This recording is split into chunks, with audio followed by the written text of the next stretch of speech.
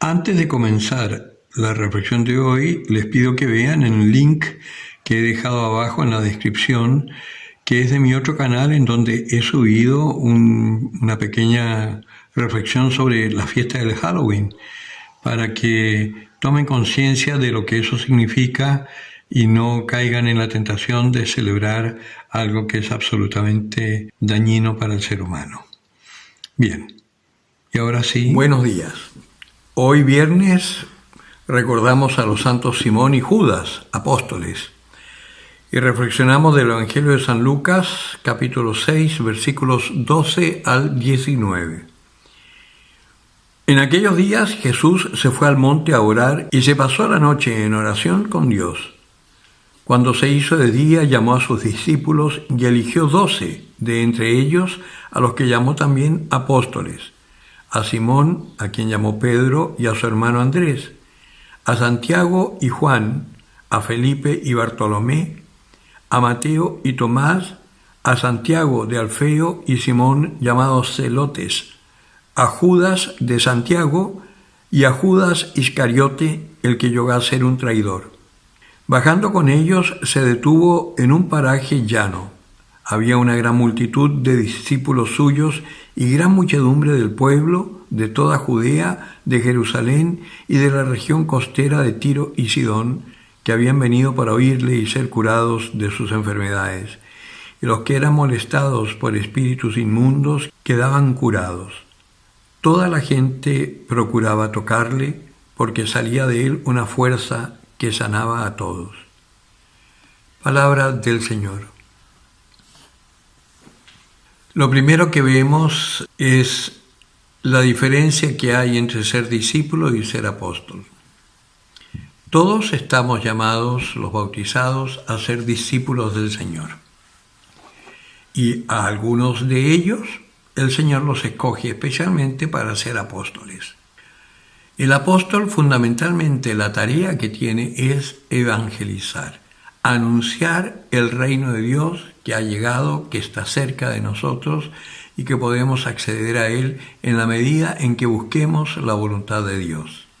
Hoy estamos sufriendo en la iglesia la palabra no es la que quisiera usar, pero es real, una infiltración del espíritu humanista secular dentro del mismo clero y de los laicos, en donde incluso hay obispos que dicen no anuncien tanto el Evangelio, sino que evangelicen espiritualmente, evangelicen lateralmente.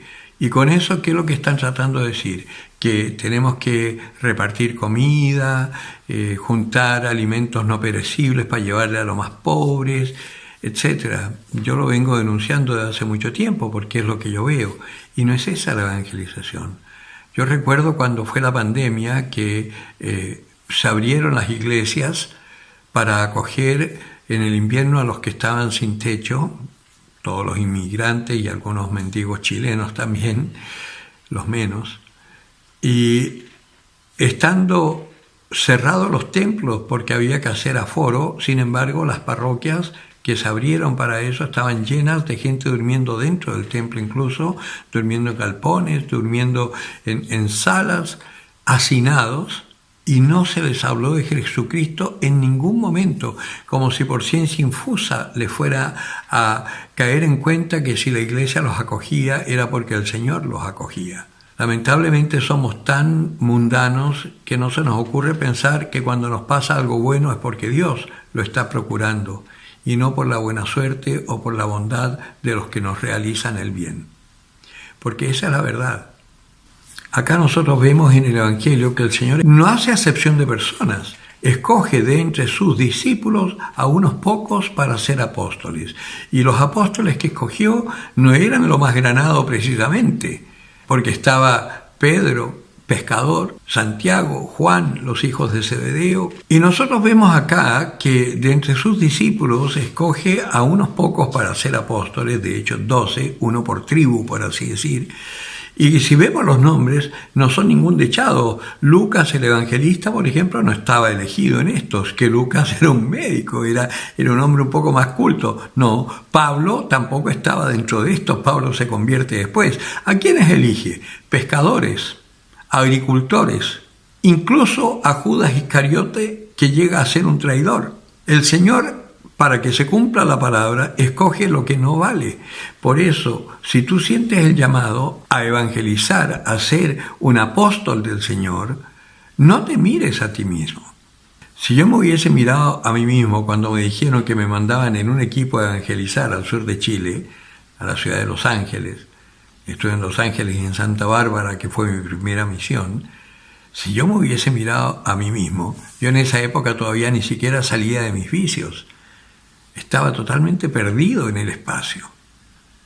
Después de haber tenido un tiempo de orientalismo en mi búsqueda del Señor, yo me acuerdo cuando evangelizaba con una catequista, una mujer maravillosa, Matilde se llama, ahora ya es anciana, ya no está evangelizando, pero era una mujer de una fuerza, viuda, consagrada al Señor en su viudez, y era la responsable del equipo donde yo evangelicé. Y después ella me decía, oye, dijiste una herejía. Claro, yo hablaba, pero hablaba de acuerdo a lo que yo sabía y lo poco que había ido conociendo en la iglesia. Yo empecé a evangelizar a los 5 meses de haber entrado en la iglesia, no tenía idea. Y el Señor, sin embargo, me eligió para eso. Y a medida que fui madurando en mi fe, me fui dando cuenta que el Señor me elegía además para ser presbítero. Si me hubiese mirado a mí mismo, tampoco hubiese aceptado ser presbítero, porque aunque el Señor me había sanado de las grandes dolencias, de mis grandes vicios, de mis grandes pecados, todavía estoy lleno de pecados. Entonces, si fuera que había que esperar para ser impecable o para ser una gran persona, es decir, yo todavía estaría esperando, porque de gran persona no tengo nada. Por eso no tenemos que mirarnos a nosotros mismos. Tenemos que mirar al Señor. Él es el que te elige y Él es el que te va a dar los dones necesarios para que puedas cumplir la misión para la cual Él te está llamando como apóstol. Y como apóstol, la misión fundamental es anunciar el amor de Dios. Y bendito sea si te han elegido como apóstol, porque entonces primero vas a experimentar en tu vida todo el amor de Dios y todas sus gracias, para que después puedas anunciarlo a los demás. Y no esperes estar habiendo recibido todas las gracias del Señor para empezar a anunciar al Señor, sino que en la medida en que vas descubriendo a Dios en tu vida actuando, anúncialo, en eso que conoces. Por eso también no es tan necesario hacer cursos bíblicos para empezar a evangelizar, porque los cursos bíblicos te llenan de soberbia, porque conoces la Escritura. Pero es mucho más importante que conozcas o que seas un teólogo. Y un teólogo, en el estricto sentido de la palabra, es uno que conoce a Dios. De Theos, Dios, y Logos, palabra. Tú conoces la palabra de Dios, y conocer la palabra de Dios no significa que estuviste estudiando en la Biblia y en distintos manuales. No, conocer la palabra es conocer a Dios, así como conoces a tu Padre, que en la medida en que tú dialogas con Él, vas conociendo su vida, te vas dando cuenta de sus dolores, de sus sufrimientos, de sus carencias, y empiezas a amarlo, porque te das cuenta quién es realmente. De esa misma forma, a Dios, que además es perfecto, no como tu papá, sino que es tu Padre perfecto, con mayor razón lo vas a amar, porque te das cuenta que todo lo que tienes, todo lo bueno que tienes, te viene de Él. A eso te ha elegido el Señor, para eso eligió a estos 12 pobres que los mandó a evangelizar y anunciar el amor de Dios. Y lo extraordinario es que así como la gente intentaba tocar a Jesús porque de Él salía una fuerza, también de ti saldrá esa fuerza, una fuerza que consolará, que sanará el corazón, que conquistará a los indiferentes, que hará llegar a los alejados y volver a la iglesia. Créelo y se cumplirá en ti. El que tenga oídos para oír, que oiga.